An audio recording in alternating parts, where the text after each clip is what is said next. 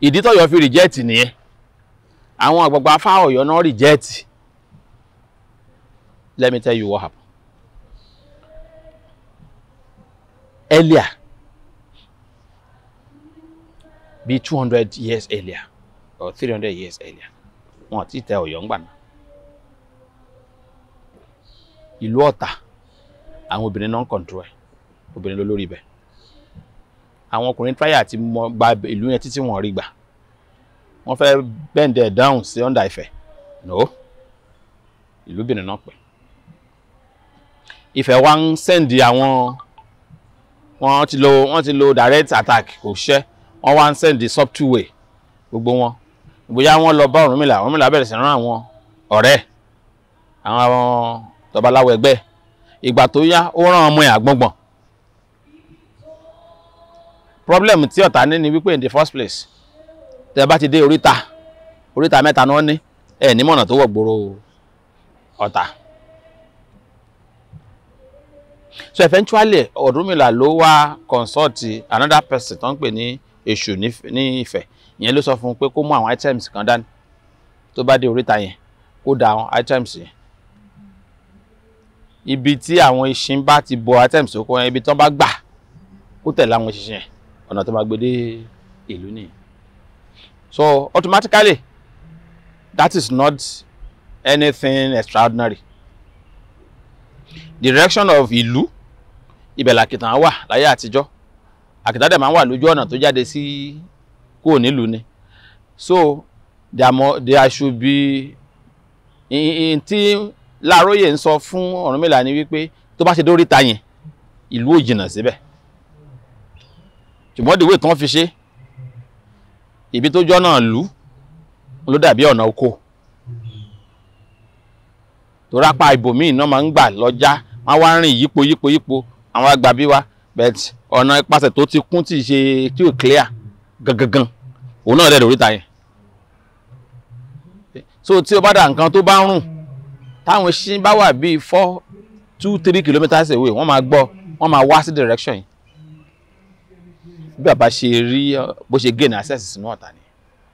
Ìgbà tó tún lọ wọ́n tún fún láwọn nǹkan míì tó bá dáwọn àwọn obìnrin wọ́n máa intimidate ẹ̀ tán bá ti ṣe báyìí ìwọ náà ṣe báyìí tó bá ṣe báyìí ìwọ náà ṣe báyìí òun náà bá ṣe báyìí bọ́rọ̀mìlà ṣe wọnú Ọ̀tà ni. Ìgbà tó wá wọ̀ Ọ̀tà ó wá fẹ́ ìyá àjì ó bímọ obìnrin ó wá fẹ́ yèyé àrùjẹ̀dẹ̀wọ́ mi ìyá gìrìmọ́kò ó bímọ ọkùnrin.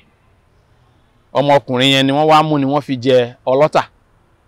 Ṣé mọ̀ pé software nísìn nìyẹn kò sí jà mọ́ bẹ́ẹ̀ níwọ̀n ìgbà tó ti mú Aláàfẹ̀ tó wá ọmọ tí wọ́n bí fáráàfẹ̀ ìyẹn Ọ̀rúnmìlà tó ń fi jọba automatically ní tí fẹ̀fẹ́ náà nìyẹn kí ọwọ́ wọn láti wà mẹ́. Then they were growing. Ọmọ yẹn Ọ̀rúnmìlà wá kọ́ ní divination. Ìgbà tí ó dẹ̀ kọ́ ọ̀nà ló mọ̀ gbà fi kọ́. Old system or new system? System titun ni yíkín ló kó lé lọ́wọ́. So wọ́n wá bẹ̀rẹ̀ bẹ́ẹ̀. Wọ́n wá introduce ẹ̀. Bẹ́ẹ̀ bọ́n ṣe ń try àti introduce ẹ̀ bẹ́ẹ̀ ni àwọn èèyàn reject ẹ̀. Because wọ́n wò pé ẹ̀yin náà mọ̀ when you introduce new thing. Táwọn èèyàn dẹ̀ ti wà familiar with old system kò lè rọ ìkọ̀kan wọn ló kàn máa yẹ̀ wò kò lè kàn gba gírígírí bẹ́ẹ̀ yẹn ká. So ọmọ tí Ọ̀rúnmìlà wá bí fún obìnrin yẹn òun ló wá padà bọ̀ sórí oyè. Gbà tó lọ ọmọ tiẹ̀ náà padà bọ̀ sórí oyè. Ṣé wá rí ọmọbìnrin tí ìyá ìjì bí fún ṣé mọ̀ pé mo lóyún ó fẹ́ ìyá ìjì iná Ọ̀tà ń bẹ̀ náà nìkan náà àwọn olóyè ni ilé ẹ̀ ni ó kọ́ dé sí. Ọmọbìnrin tí ìyá ìjì bí fún wọn kọ́ ó jẹ́ ìyá nífà. The same way tọmọkùnrin tọ̀hún náà ṣùgbọ́n ọmọbìnrin yẹn ló ju èyí tó jọba lọ. Ọmọbìnrin yẹn wá gbogbo àwọn ọmọ obìnrin tó bá ti wá bí náà wá ń kọ́ nífà.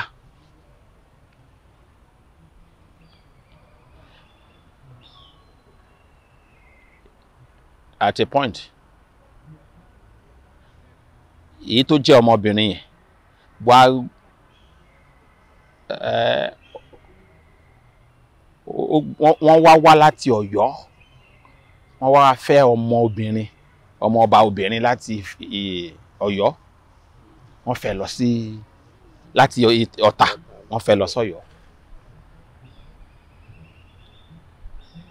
Olúàṣọ ni ó fẹ́ ẹni yẹn. Ọmọbìnrin yẹn ló wá bí ẹni tó ń pè ní Onígbogí. Are you following now? Because you said they say during the time of Onígbogí, Ifá came to Ọ̀yọ́. Ọmọbìnrin yẹn náà wá mú wá sí ló wá jẹ́ ìyá tó bí Onígbogí. Ṣùgbọ́n orúkọ tí Onígbogí ń jẹ́ gangan ni Ògbólú. Ògbólú ló ń jẹ́. Ìdí tó fi ń jógbólú rèé. Ṣé rí bàbá tó bí ìyá ẹ̀, ìyẹn ọba tó jẹ lọ́tà, tó bí obìnrin tó ń fẹ́ yẹn, Ògbólú lòun jẹ́ lọ́tà. So orúkọ tí ìyá ẹ̀ fún ní orúkọ bàbá tiẹ̀ lọ́tà, ìyẹn Ògbólú. So ìgbà tán ọjọ́ wá gorí ọjọ́, problem wá ṣẹlẹ̀. Torí wípé àwọn ọ̀tá ti wá ní access nsìn túrú obìnrin sí ọ̀dọ̀ àwọn ará Ọ̀yọ́, wọ́n wá notice wípé old system yẹn náà fi ń dáfà wọn, not new one. Wọn ò gbà kín rárá. Wọ́n wá múra, wọ́n wá rò pé that will be the right time láti enter since táwọn ti ní person in the palace, so they came from Ọ̀yọ́. Wọ́n mọ̀ wípé Aláàfin tọ̀yọ́ dígẹrẹwu ló máa ń jẹ́. Àwọn Ọ̀yọ́ Mèsì àǹkó àwọn ní alágbára ìlú, unlike àwọn tó jẹ́ pé ọba tí wọ́n ní the power. Gba wọn dẹ̀dẹ̀ bẹ́ẹ̀. Àwọn tán ti jẹ́ àgbà awo tó wà ní Ọ̀yọ́ ní àwọn ò lè máa forí balẹ̀ fún ordinary èkùrọ́ ọ̀pẹ. Ọlọ́run ò jẹ́. Ọmọbìnrin ìyá àjì ló wá lead wọn. Ìyẹn ni wọ́n pè ní arúgbá Afálọ́tà. Òun ló lead.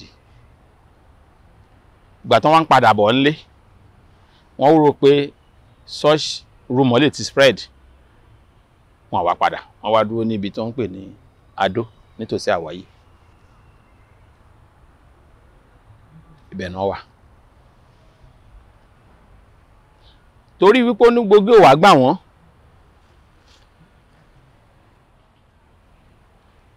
wọn ò mọ̀ pé help ló ṣe fún wọn. Tó bá gbà wọ́n jọ yẹn wá dúró. Ẹ kò pẹ́ tí wọ́n lọ, Onígbogí bí àwọn tápà nínú, báwọn tápà ṣe kógun wá nìyẹn, wọ́n dẹ̀ destroy Ọ̀yọ́. Wọ́n destroy Ọ̀yọ́ débi pé ilé kankan ò sí ń dúró. Àwọn tó escape lọ́yọ̀ náà ṣe escape lọ sí ilẹ̀ Bàrìbá yìí, tápà Bọ̀gú. So ọmọ tó Onígbogí wá bí ló lead wọn lọ, ìyẹn ò fẹ́ràn. Ìdí tí ó fi jẹ́ pé láìní Onígbogí ló wá kùn tí Aláàfin bọ́ sí lọ́wọ́ nìyẹn. Gbogbo àwọn tó kù tó ń jẹ́ family wọn lẹ́nu bẹ̀ mọ́, èyí tó ti sá lọ gbá, tó ti sá lọ àwo. So láìní Onígbogí ò fẹ́ràn wá bọ́ sọ́hún, ó kó àwọn èèyàn lọ, ọ̀hún lòún kú sí. Ọ̀hún ni wọ́n ti wá ń gbé padà bọ̀ nílé, ìyẹn egungun ojú. Egungun ojú ló kó wọn dé Ìgbòho. Ìgbòho legungun ojú wá kú sí. Lẹ́yìn ẹ̀ ṣe wá ní Ajíbóyèdé jẹ. Ajíbóyè náà kú sí Ìgbòho. Ọ̀rọ̀ǹpọ̀tọ̀ wá jẹ tẹ̀lé. Òun náà kú sí Ìgbòho. Abípa ló wá tẹ̀lé. Bẹ́ẹ̀ wọ́n gbé Òfìràn wá ló fi jẹ́ pé àwọn mẹ́rin náà sin sí Ìgbòho. Gbà tí Òfìràn kú, wọ́n gbé bọ́dì ẹ̀ wá dé Ìgbòho. So gbà tí wọ́n wá gbéra wọn tán débi tí wọ́n fi wọ́n sí, Abípa nígbà tó wá joyè, Abípa wá padà mú táìtù bàbá ẹ̀ Onígbogí, Ògbólú ló wà tún. Wọ́n ṣe ń pè ní Abípa Ògbólú.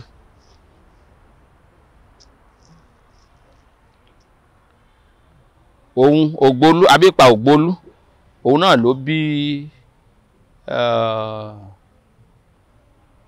Oníṣìlé. Oníṣìlé àti fẹ́ràn tí kí la ṣe ń pè kíní, màá rántí orúkọ. Èyí tán bí tẹ̀lé Oníṣìlé ìyẹn ló wá bí agbólu ajé, because agbólu ajé kọ́ ògbólú ajé, ògbólú ajé náà là ń pè ní agbólu ajé. So òun ló bí wọn bẹ́ẹ̀ yẹn. So láìní wọn ló wá ń jọba bọ̀ títí tó fi dé orí last one tó ń pè ní Olúkúewu lọ́yọ̀ọ́. Now my point is this, àwọn àgbààgbà wo Ọ̀yọ́ nígbà tí wọ́n bá sọ pé òrìṣà làwọn ń consult tẹ́lẹ̀ rí, that means pé they are old way sí àwọn akọ́dá aṣẹ̀dá. Ṣe rí wọ́n ní akọ́dá ó dá tiẹ̀ lórí ewé, àwọn aṣẹ̀dá wọ́n dá tiwọn nílẹ̀ pẹ̀pẹ̀. That means pé wọ́n ń lo ordinary thing látijọ́, wọ́n lo àwọn kinní wọ̀nyí, èkùrọ́ ọ̀pẹ. So gbogbo ohun tó dẹ̀ pé wọ́n bá sọ pé ilẹ̀, ibi ilẹ̀ mo pè náà wí, ẹni tó sọ pé wọ́n dá pẹ̀lú ilẹ̀, òrìṣà ni wọ́n pè yẹn. Èyí tó dá pẹ̀lú ewé, òrìṣà ewé ló pè yẹn, bóyá tú ọ̀sán yìí, orí ọ̀sán yìí ló ní àwọn ewé kankan, bóyá ọ̀sán yìí lẹ́nìkan fi ń dá tiẹ̀, bóyá Ọbàtálá lẹ́nìkan fi ń dá tiẹ̀, bóyá Ọ̀rànfẹ̀ lẹ́nìkan fi ń dá tiẹ̀. So àwọn spirit yẹn ló ń pè. Bẹ́ẹ̀ yẹn wá dé, àwọn tiẹ̀ rí pa ṣe bá àwọn spirit là ń pè, èyí wá ní ti èkùrọ́ ọ̀pẹ. Ìdí táwọn fi bínú tí wọ́n láwọn ò fẹ́ nìyẹn. So automatically kì í ṣe pé wọ́n kì í dá Ifá lọ́yọ̀ọ́. Kò sẹ́nìkan tó kúrò nífẹ̀ẹ́ in the first place tó lọ tẹ̀bòmí ìdá tí ò ní àwọn èèyàn wọ̀nyẹn lọ́wọ́ bó ṣe ń lọ. So wọ́n ní kì í ṣe pé wọ́n introduce Ikin way of divination náà introduce Ọ̀yọ́ lọ́yọ̀ọ́ reject torí pé àwọn àgbà wo bẹ̀ wọ́n wò pé ní ti táwọn mọ̀ ń pa ẹ̀ ni. So wọ́n dẹ̀ gba sẹ́gbẹ̀ kan. So ohun tó máa túmọ̀ sí ni wípé nígbà tá à ń sọ̀rọ̀ nípa Ọ̀rúnmìlà àti Ikin, it wasn't too far látàyé Odùduwà. So within 400 years, 200 to 400 years ní gap tó wà láàrin yẹn tí dásìkò tó ń pè lásìkò Onígbogí.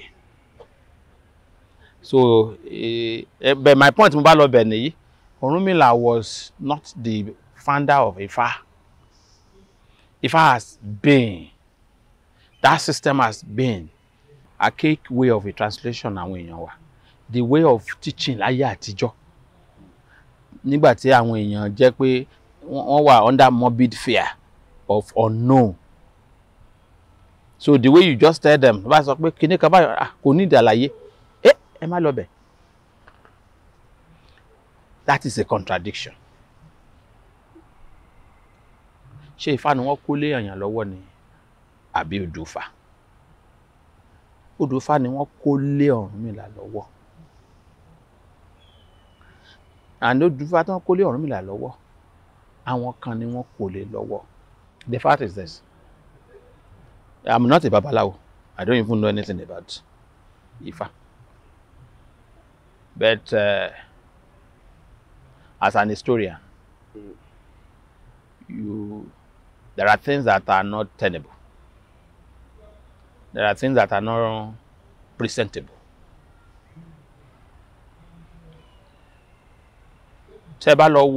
Even in those SFRs, you see some things written there that will refer to another group of people.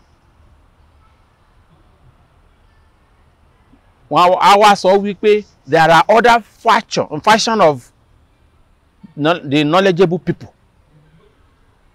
You will hear something like, Bobby Babalawo tèmi ṣe win. My own. Differentiating them from his own. Then àwọn kan náà wá, it's other group of the knowledge people come. Wọ́n wá dífá fún Ọ̀rúnmìlà fúnra ẹ̀. If he is the bunch of all wisdom and knowledge, why would he need somebody to come and define for him? Sure. Thank you. But do you get the fact now? From what you said now? So if Ifá is now the epitome of wisdom, and it has been given to somebody total, so you don't need anybody to come and tell him another thing, because he knows it all because he is him.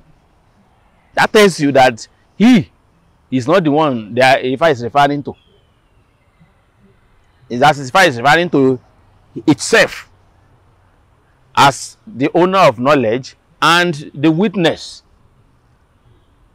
of the lot. And so when this man wanted to go and establish his own domain, then these odus were given to him. It simply means àwọn tó ti ń dá tẹ́lẹ̀ rí do not have that system of bóyá ẹnìkan tó ń sọ̀mù tó ń sọ̀fù quadratic equation.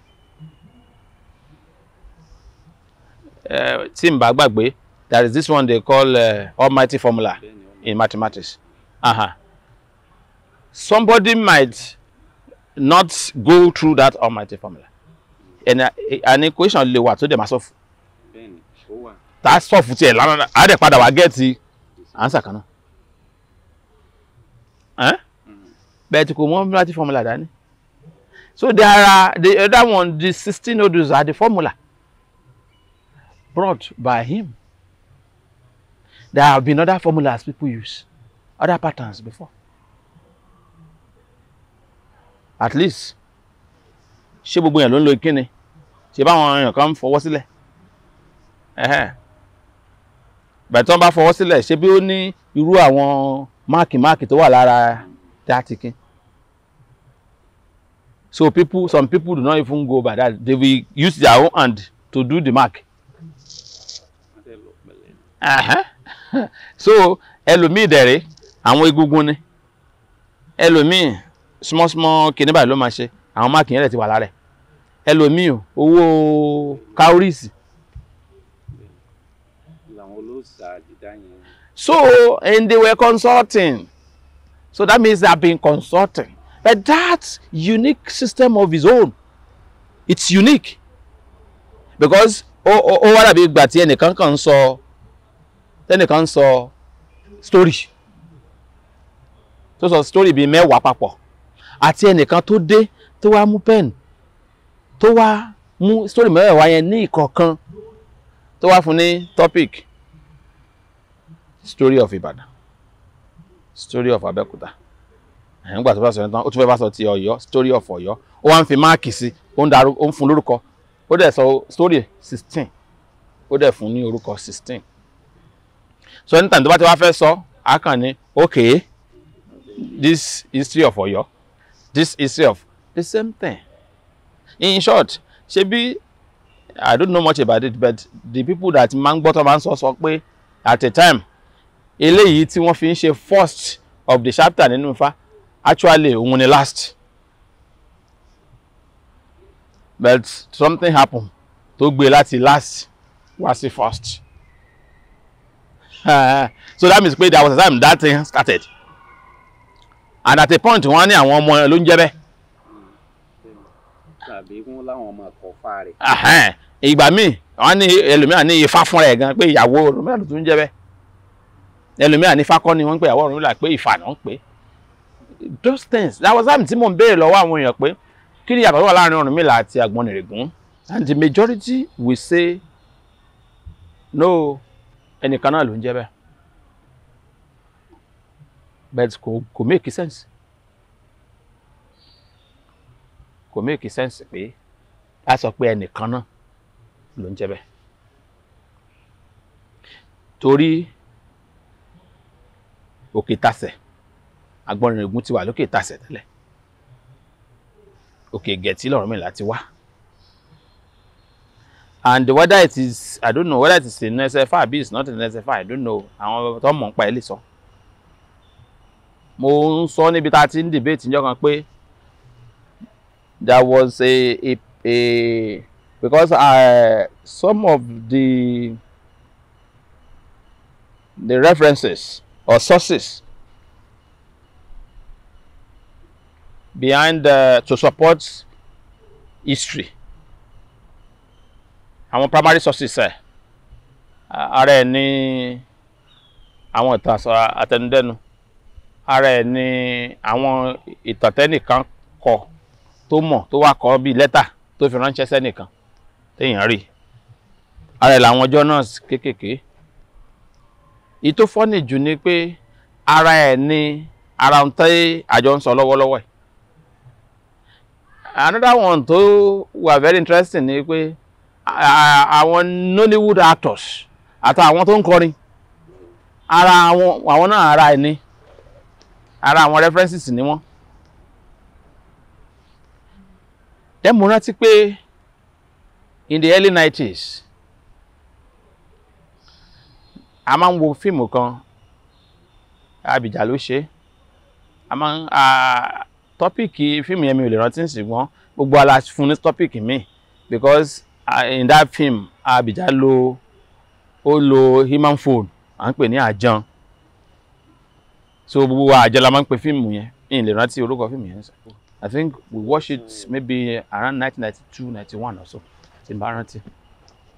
But níbẹ̀, there was a place see something happened. Mi lè rántí dáadáa mọ́ nsìn. But that àjàn was calling. Ó wá ń pe Abidjan níbi tó wà.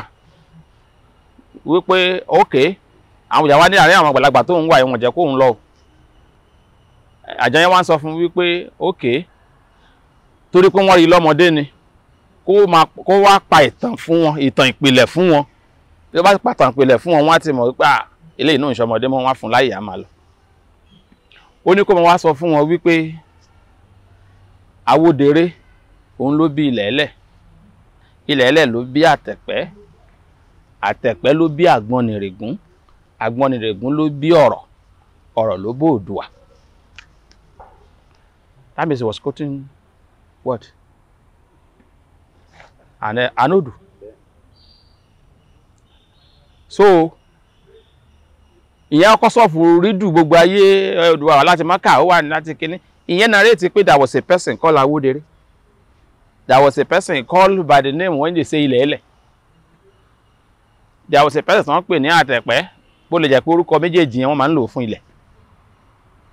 And you don't forget pàtó nípa Ọ̀rànfẹ̀lẹ́ kan pé wọ́n pè òun náà mọ́ nǹkan pè nílẹ̀. That does mean pé ó ti wá di ilẹ̀ táǹtẹ̀ yìí. Wọ́n ti wá sọ wípé ẹni tó wá ń pè ní àtẹ̀pẹ́ ló wá bí àgbọnnìrègún. Àgbọnnìrègún ló wá bí ọ̀rọ̀. Ọ̀rọ̀ ló wá bí Oòduà. And when you go tí ẹ bá lọ sí palace ní Ifẹ̀ ń sìn, àwọn ẹlẹ́wọ́ tó máa ń lo agogo báyìí fún Ọọ̀ni, tó bá ti jí láàárọ̀, tó bá ti ń lù, ohun tó ń lù náà ọwọ́ ẹ̀ tó máa ń kọ lórí ni ọ̀rọ̀ ló bọ̀ Ọọ̀ni o, ọ̀rọ̀ ló máa bọ̀ Ọọ̀ni o. And àwọn ó wà ní ohun tó fi ń kọrin dọ̀la pé ọ̀rọ̀ ló bọ̀ Ọọ̀ni. And it was said there wípé àgbọnnìrègún ló bí ọ̀rọ̀ yẹn, ọ̀rọ̀ ló wá bí Oòduà. So that means they are corroborating it every day, even in the palace. That was the fact. So it is right time láti máa mú what they call new system. Ká máa wá fi normal meaning sí nǹkan. The same thing that happened to other religious settings náà ló ń ṣẹlẹ̀ sí traditional setting in this angle. People will be interpreting their holy books as if to say pé it is not a book written in a language tí àwọn èèyàn lè kà. Àwọn Yorùbá dẹ̀ máa ń sọ wípé àìgbọ́fá làwùkẹ́, Ifá kan ò sí ń para náà. Tí wọ́n bá sọ wípé ẹnìkan ń ké Ifá tó wá sọ pé wọ́n dífá fún kinní kan nígbà tí Ifá tó ń wò yìí wà ní para, tẹ́ni ìwà gbó sókè tó ń wá lọ́kìn. Is that what they are saying? Bẹ́ẹ̀ ó yẹ kó rántí pé wọ́n sọ pé nígbà tí àwọn òkè yẹn ti ṣẹlẹ̀ sẹ́yìn, kó wá listen dáadáa èdè Yorùbá náà ń sọ. Agbọ́n kí wọ́n tó máa tu fún agbọ́n nǹkan tí kinní yẹn ibi tó máa parí sí. Ṣùgbọ́n gbà tí àwọn èèyàn gbọ́ èdè mọ́, tí wọ́n gbọ́ èdè kí Yorùbá mọ́, kò jẹ́ kí wọ́n gbọ́ ohun tí nǹkan sọ. The same problem tá a ní nìyẹn. And these are the work of the wise people in the past. Tí wọ́n conjure, tó kó papọ̀ through their experiences and how they solve many of those problems. So it's like bí ẹni tó lọ sí kóòtù ni, tí lọ́ọ̀yà wá déwájú adájọ́ tí wọ́n ní okay kéèsì yìí láàrin lágbájá àti lágbájá tó náà ní okay irú kéèsì yìí olúwa mi ó ṣẹlẹ̀ nígbà báyìí nígbà tí irú kéèsì yìí ṣẹlẹ̀ sí lágbájá àti lágbájá nígbà báyìí nǹkan tó ń ṣe rẹ̀ the same thing náà ni àbí ńgbà tó ń sọ pé wọ́n dífá fún that means it happens to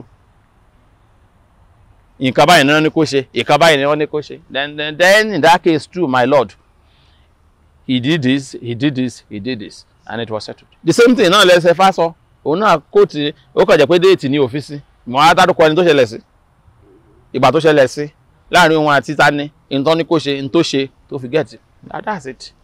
So mi ní àwọn náà ìwé náà ń kọ́ ń gbà yẹn but kì ó kàn jẹ́ ọ̀rà ni ká ní ṣe náà ń kọ́ kalẹ̀ bí àwọn òyìnbó náà ṣe kọ́ tí àwọn padà ń rí fáṣẹ àwọn ogbó tó ṣẹlẹ̀ yẹn báwa náà ṣe máa sọ pé ó ṣẹlẹ̀ láàrin Mr. John and Mr. Peter ni and it will go.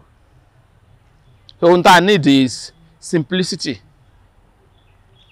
When we simplify everything ẹ lè rí wípé kò sí ìtàn kankan tó ṣẹlẹ̀ nílẹ̀ Yorùbá tí ò jẹ́ wípé normal thing tó ṣẹlẹ̀ káàkiri gbogbo àgbáyé ni.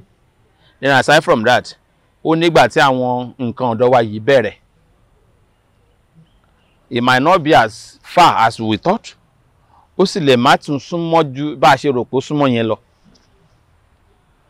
Àti àwọn archaeologists ti ń ṣe ọ̀pọ̀lọpọ̀ iṣẹ́ tí wọ́n ń ṣèwádìí ń bí ṣèwádìí lọ́hùn but now even though àwọn òwe wà tó sọ wípé àwọn evidences show pé àwọn èèyàn ti ń gbé láyè gbé Ifẹ̀ bíi 335 BC sẹ́yìn láti bíi 35 BC ìyẹn kan tó bí Jésù rárá. Ìmọ̀ inú àwọn èyí tí wọ́n show tán àwọn archaeologists gbé yẹ̀wò àwọn carbon dating ni o potassium dating ni o tí wọ́n ṣe lọ́tún àti lósì ó fi hàn clearly wípé àwọn kankan wà tí wọ́n bẹ̀rẹ̀ sí ṣe nígbà tí wọ́n ti bẹ̀rẹ̀ sí ní gbé nǹkan ṣe ṣẹ́yìn pé gbà téèyàn débẹ̀ kọ́ ló máa bẹ̀rẹ̀ sí gbé nǹkan ṣe bóyá bẹ̀rẹ̀ sí ní ṣe àwọn nǹkan àwọn irú nǹkan tó ń rí yẹn tí wọ́n déètì ń gbà yẹn wọ́n ti déètì ẹ̀ padà sí bíi 1000 AD 11 AD 12 AD. So kí wọ́n tó dẹ̀ tó lè ṣe àwọn landmark things bẹ́ẹ̀ yẹn a jẹ́ pé they were in the time of peace. Wọ́n ti láǹfààní àti gbé níbẹ̀ yẹn torí ayé ò sáré bí ìsìn yìí wọ́n ti tẹ̀lú wọn dó ti pẹ́ àwọn èèyàn kan dẹ̀ ti ń tráyé kíní ẹ̀ tráyé ẹ̀ tán rí ṣe until ìgbà tí àwọn kan wá rí ṣe tí ìgbà tán rí ṣe tó ṣe present yẹn la sọ pé láti bí 1000 AD. So meaning pé àwọn tán ṣe kíní has been there. It could be another 1000 years before.